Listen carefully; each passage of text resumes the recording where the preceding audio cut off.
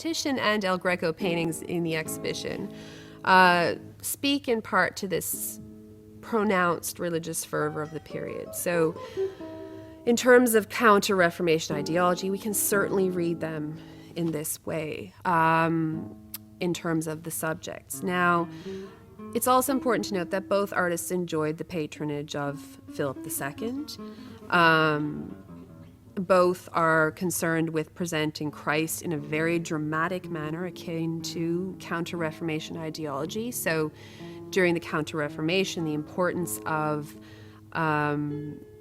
reaching the viewer in a very emotional way, in a very pronounced and emphatic way. You had to reach the viewer, you had to trigger an emotional response in them.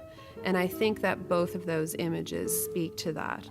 If we think about the Titian painting first, Titian, of course, is a hugely prolific painter from Venice. He's patronized by Philip II. And if we look at the Titian painting in the show, so we've got Christ carrying the cross and being helped by Simon. So in terms of a subject, it's a very counter-Reformation subject. The Passion of Christ, of course, is depicted time and time again. What's unique in that Titian painting is his approach to paint. The brushwork is loose, it's ambiguous, it's distinctly and definitively Titian's brushwork. El Greco, of course, is a painter who, he was Greek. He came to Spain sort of midway through his career, and he was only occasionally in the employ of Philip II. El Greco spent a lot of time in Toledo, which was a city in Spain where Catholic dogma was very strictly enforced. And he sort of made a career in depicting saints, and often in a very peculiar manner in which the Renaissance laws of three-dimensionality and mimesis of nature and